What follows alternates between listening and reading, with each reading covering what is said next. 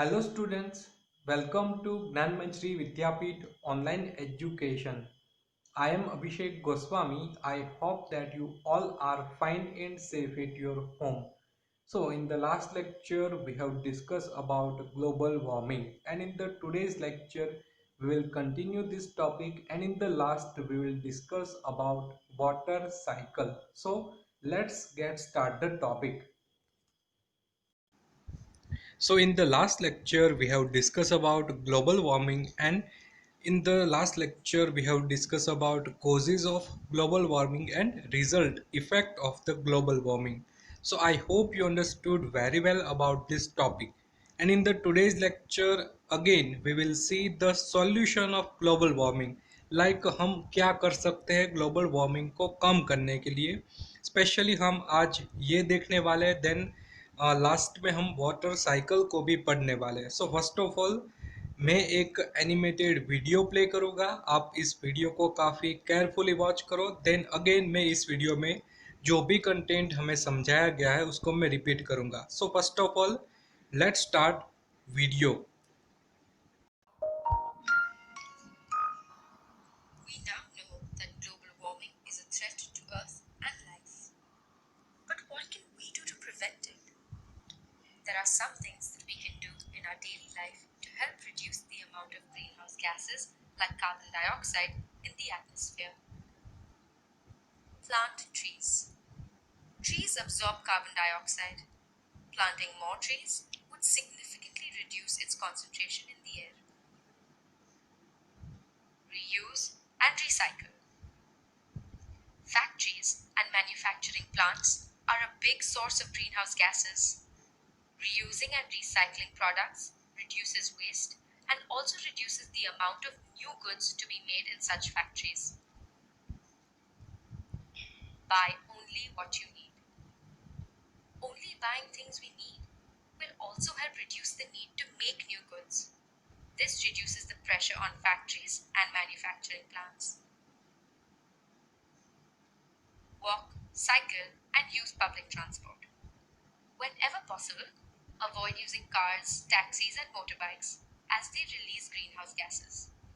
If possible, walk, cycle, or use public transport. If you use cars and taxis, go in groups. Save electricity. The process by which electricity is generated gives out a lot of greenhouse gases. Put off lights, fans, and other electronic items when not in use and save electricity. Consume less meat. The meat industry is the second highest contributor of greenhouse gases. We can choose to eat more plant-based food or eat vegetarian food for a few days a week to help reduce global warming. Spread awareness. Together, we can make a big difference. Spread awareness about global warming. Tell your friends and family about what they can do and how their actions can help save our environment. So, what can you do to prevent global warming? Plant trees. Reuse and recycle. Buy only what you need. Walk, cycle, and use public transport. Save electricity. Consume less meat. And spread awareness. Okay, so I hope आप सभी को ये video काफ़ी interesting लगा होगा. सो अब मैं इस वीडियो में जो भी कंटेंट हमने पढ़ा उसको मैं रिपीट करता हूँ. सो फर्स्ट ऑफ ऑल यहाँ पर एक पिक्चर है कि ग्लोबल वार्मिंग को हमें कम करना है. ग्लोबल वार्मिंग को हम कम किस तरीके से कर सकते हैं, how can we reduce global warming, इसके बारे में हमें क्या क्या स्टेप की ज़रूरत होगी. सो अब हम इसके बारे में पढ़ते हैं. सो यहाँ पर एक सेंटेंस है, what can we do prevent global warming. चलो ग्लोबल वार्मिंग हो गया, बट अब हम इसको कम कैसे करेंगे. सो उसके लिए 7 इम्पोर्टेंट स्टेप है. इसको अगर हम फॉलो करेंगे तो ग्लोबल वार्मिंग कम होगा. So let's learn about them. So first of all carbon dioxide का जो लेवल है उसको हमें रिड्यूस करना है, because carbon dioxide is the greenhouse gas and its effect is very vast in the global warming. So अगर हम carbon dioxide का लेवल कम कर देंगे तो ग्लोबल वार्मिंग ऑटोमेटिकली कम हो सकता है। अगर हम कार्बन डाइऑक्साइड को कम करेंगे तो हमारा ग्लोबल वार्मिंग का प्रॉब्लम है वो सॉल्व हो जाएगा। उसके लिए हमें क्या करना पड़ेगा, ज़्यादा से ज़्यादा प्लांटेशन करने होंगे, क्योंकि उससे क्या होगा, plant absorb carbon dioxide and release oxygen. जो भी कार्बन डाइऑक्साइड एटमॉस्फेयर में होगा, प्लांट उसको एब्जॉर्ब कर लेंगे, क्योंकि रेस्पिरेशन प्रोसेस में हम सब जानते हैं कि plant absorb carbon dioxide and release oxygen, और इसी के कारण जो भी कार्बन डाइऑक्साइड है ये प्लांट ले लेंगे और हमें ऑक्सीजन प्रोवाइड करेंगे। ऑक्सीजन अभी काफ़ी कम हो गया है तो ऑक्सीजन भी हमें ज़्यादा मिलेगा। ये एक वे है जिससे हम कार्बन डाइऑक्साइड को रिड्यूस कर सकते हैं, और इसी के कारण हमारा ग्लोबल वार्मिंग का प्रॉब्लम भी सॉल्व हो जाएगा। हमारा फर्स्ट पॉइंट है प्लांट ट्रीज। ट्रीज को ज़्यादा से ज़्यादा प्लांट करना है। इससे क्या होगा, ट्रीज ज़्यादा प्लांट होंगे तो कार्बन डाइऑक्साइड को वो ज़्यादा एब्जॉर्ब करेंगे, और अल्टीमेटली इससे ग्रीन हाउस इफेक्ट है वो रिड्यूस हो जाएगी, और उससे ग्लोबल वार्मिंग की प्रॉब्लम धीरे धीरे सॉल्व हो जाएगी। फर्स्ट आपको क्या करना है, ज़्यादा से ज़्यादा ट्रीज को प्लांटेशन करना है। यहाँ पर एक फिगर में हम देख सकते हैं कि कार्बन डाइऑक्साइड प्लांट एब्जॉर्ब कर रहा है और ऑक्सीजन रिलीज कर रहा है। प्लांट का ये काफ़ी इम्पोर्टेंट रोल है कि वो कार्बन डाइऑक्साइड को एब्जॉर्ब करते हैं और हमारे लिए ऑक्सीजन प्रोवाइड करते हैं, और इसी के कारण जो मेंटेनेंस दोनों का होता है, जो लेवल उसका मेंटेन रहता है वो अच्छी तरीके से हो पाता है। हमें क्या करना है, ज़्यादा से ज़्यादा ट्रीज प्लांट करने हैं। Then let's move to second point. Our second point is reuse and recycle. अगर कोई भी थिंग एक बार यूज हो गई है तो उसको रीयूज करना है, उसको हमें फेंक नहीं देना है कचरे के रूप में, बट उसका रीयूज करना होगा। एंड सेकेंड रिसाइकल, उसमें से अगेन कुछ ना कुछ थिंग्स को रिप्रोड्यूस करना है और उसको अगेन हमें यूज में लाना है। जैसे हम प्लास्टिक की बात करें, प्लास्टिक का रिसाइकलिंग हो सकता है, प्लास्टिक में से अगेन कोई भी प्लास्टिक की थिंग हम बना सकते हैं। तो ये दोनों थिंग से क्या होगा, प्लास्टिक का यूज़ कम होगा। देन इंडस्ट्री में जो ये सभी थिंग्स नहीं बनानी पड़ती है, हमें उसका नया प्रोडक्शन नहीं करना पड़ेगा, सिर्फ हमें क्या करना है, रिसाइकल ही करना होगा। उससे क्या होगा, एनवायरनमेंट को काफ़ी फ़ायदा मिलेगा। बिकॉज यहाँ पर हम देख सकते हैं factories release large amounts of green house gases.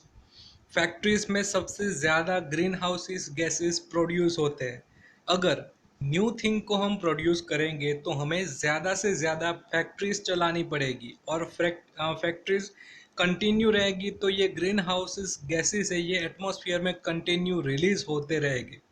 अगर हम रिसाइकलिंग करेंगे तो न्यू थिंग्स को हमें नहीं बनाना पड़ेगा, और इसी के कारण फैक्ट्रीज के द्वारा कम से कम ग्रीन हाउस गैसेस एटमॉस्फेयर पे जाएगा।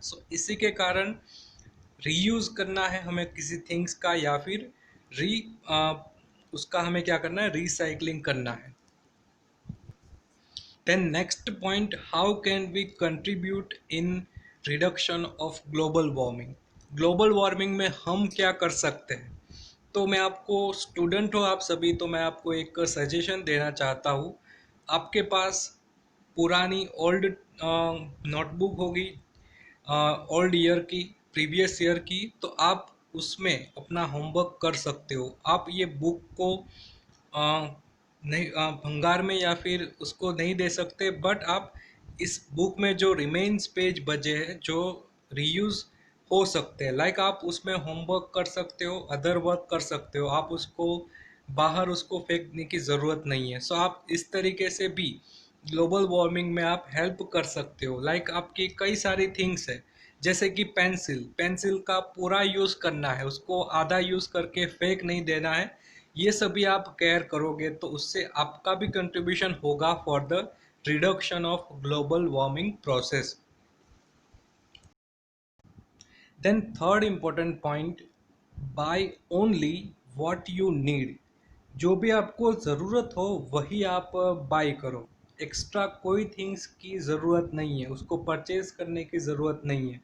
जो भी थिंग हमें उसकी ज़रूरत पड़ेगी उसका ही हम परचेजिंग करेंगे, और इससे क्या होगा कि एक्स्ट्रा कोई थिंग्स का प्रोडक्शन कम हो जाएगा, और उससे जो फैक्ट्रीज़ है उसको ये सभी थिंग्स को प्रोड्यूस करने का कोई लोड नहीं होगा, और उससे अल्टीमेटली ग्रीन हाउस गैसेस है वो कम प्रोड्यूस होंगे। सो ये पॉइंट भी आपको याद रखना है, जो भी आपको ज़रूरत हो उसी को ही बाय करना है, एक्स्ट्रा चीज़ को आप कम से कम बाय करो।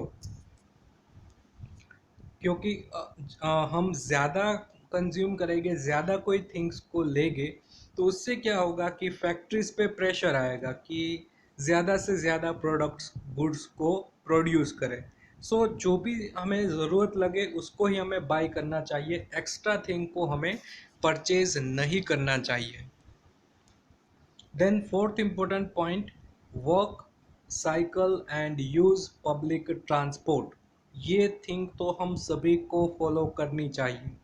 अगर हमें हमारे फ्रेंड के घर जाना है, नज़दीक में ही हमारा फ्रेंड का घर है, तो यहाँ हम चल के भी जा सकते हैं, या फिर आपके पास साइकिल हो तो साइकिल चला के भी अपने फ्रेंड के घर जा सकते हो।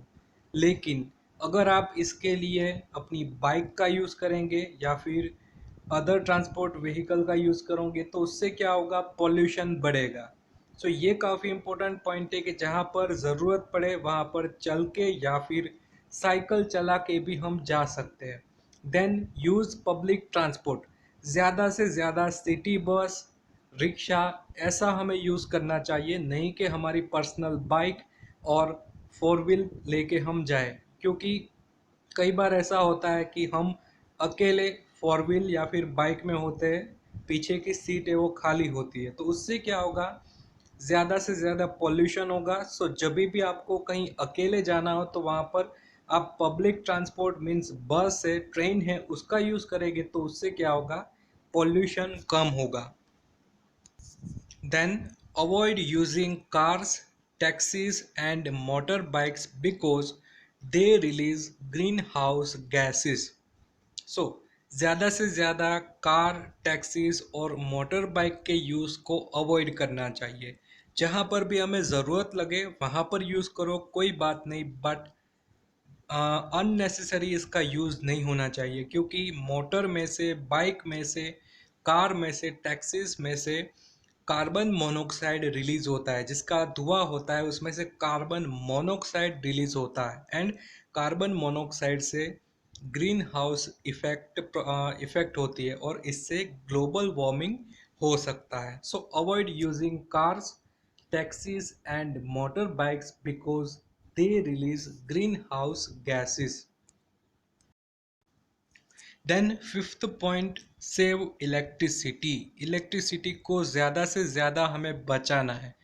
अगर हम बाहर गए हैं तो हमारे घर की सभी लाइट्स, सभी स्विच को बंद कर देना है, उसको चालू करके नहीं जाना है। सो ये भी आपको याद रखना है, सेव इलेक्ट्रिसिटी, इलेक्ट्रिसिटी को ज़्यादा से ज़्यादा सेव करना होगा।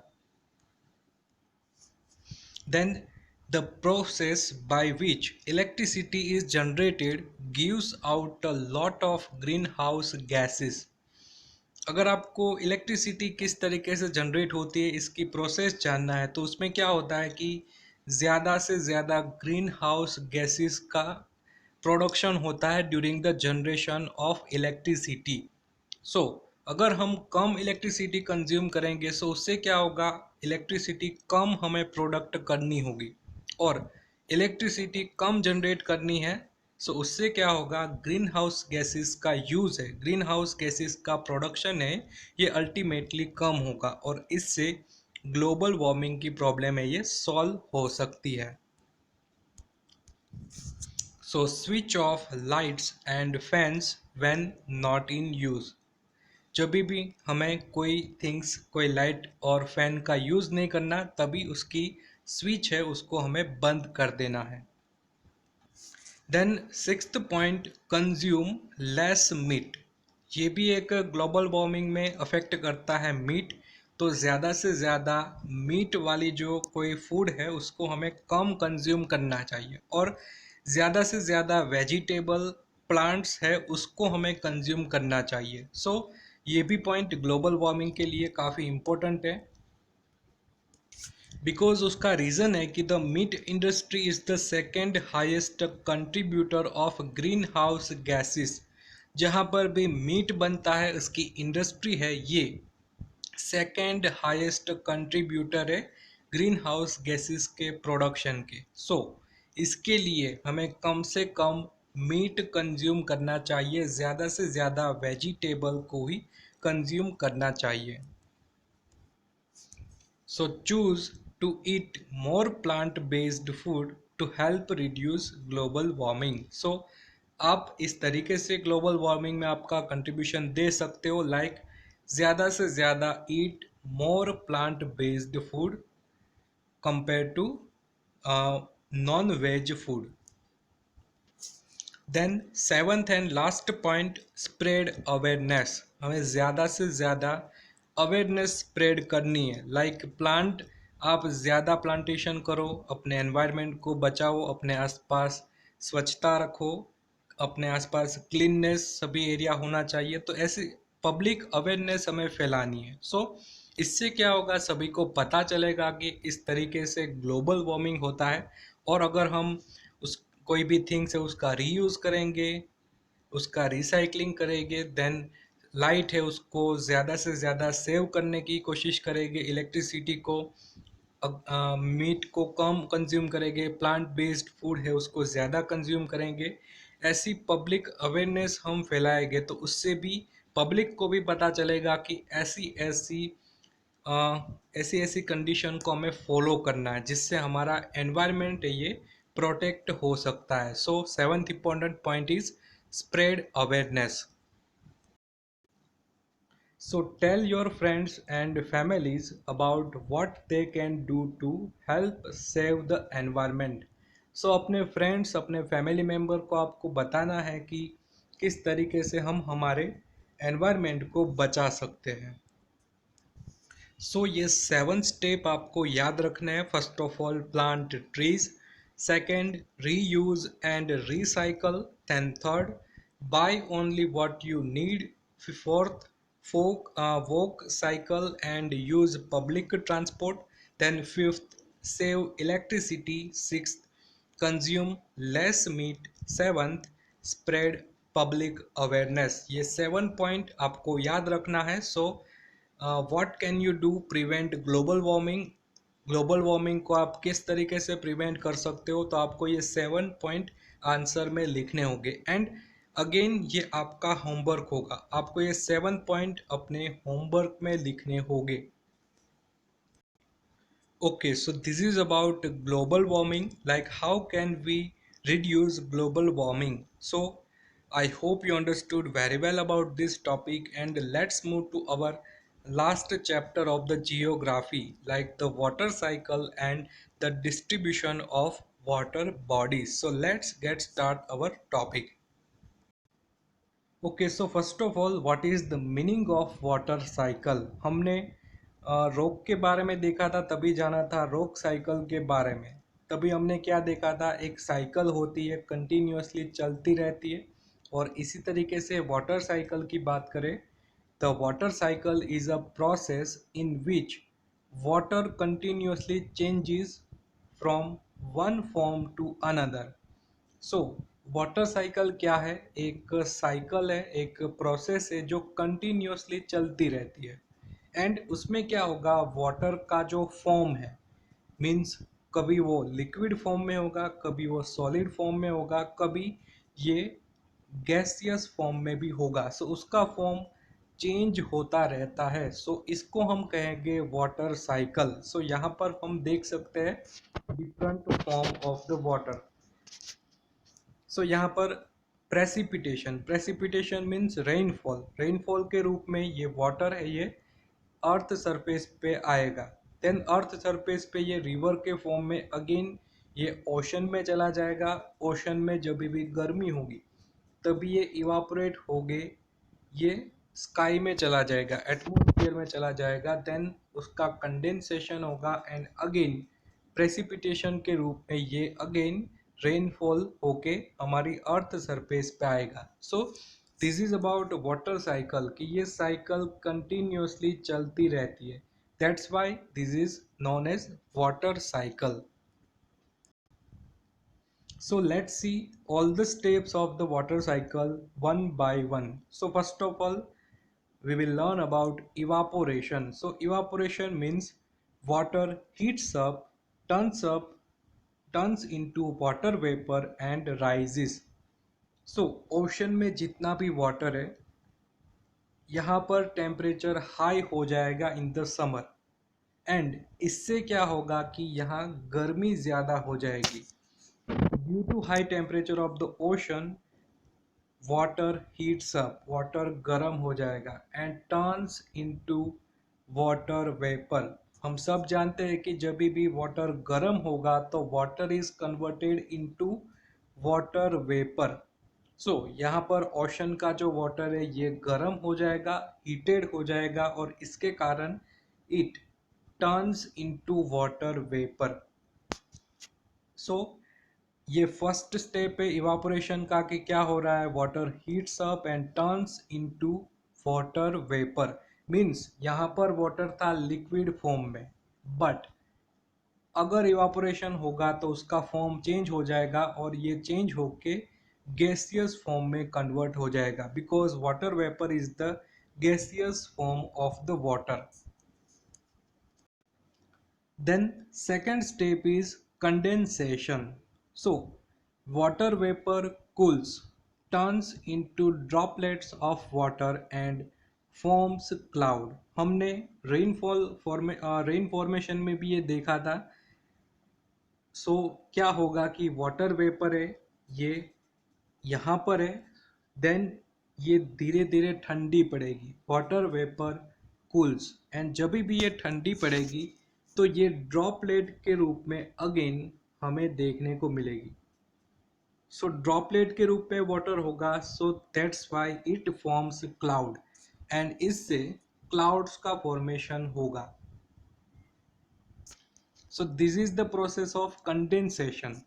यहाँ पर हमने क्या देखा था कि water is in the liquid form, then evaporation के बाद water vapour is the gaseous form of the water, and again water जब भी ठंडा पड़ेगा, water vapour cools, turns into droplet of water. So again यहाँ पर कंडेंसेशन के बाद हमें वाटर का लिक्विड फॉर्म देखने को मिल रहा है। So this is the process of condensation. Like cloud का फॉर्मेशन होगा, ये प्रोसेस को हम कहेंगे कंडेंसेशन।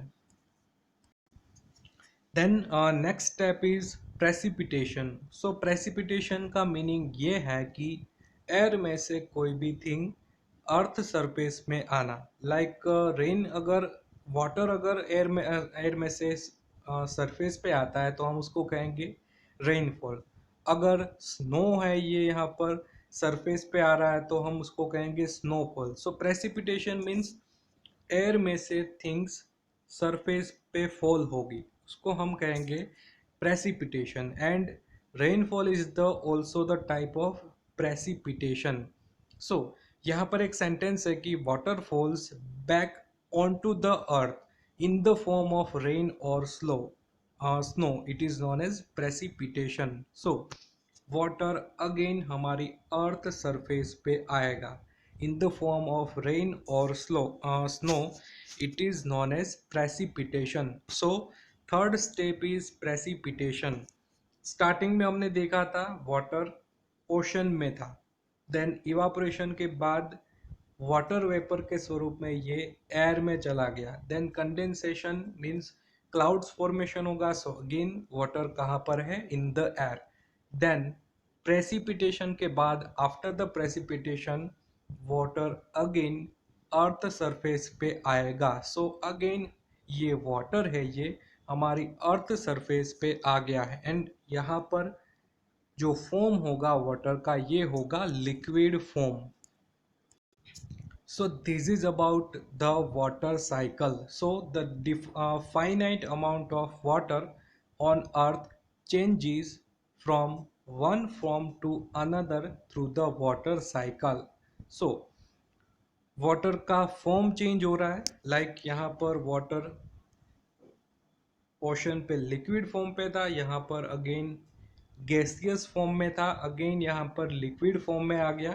देन प्रेसिपिटेशन में अगर स्नो होगा तो हम उसको कहेंगे सॉलिड फॉर्म, एंड अगर लिक्विड फॉर्म में आता है लाइक वाटर के रूप में तो हम उसको कहेंगे लिक्विड फॉर्म। सो यहाँ पर हम देख सकते हैं कि कई सारे वाटर के फॉर्म चेंज हुए हैं, लाइक यहाँ पर लिक्विड में से गैसियस, देन अगेन गैसियस में से लिक्विड, देन यहाँ पर स्नो फॉर्मेशन होगा तो अगेन लिक्विड में से सॉलिड, देन अगर रेनफॉल होगा तो हम उसको कहेंगे लिक्विड में से लिक्विड फॉर्म। अगेन ये यहाँ पर जाएगा in the ocean by the river flow. So this is about water cycle. I hope you understood very well about this topic.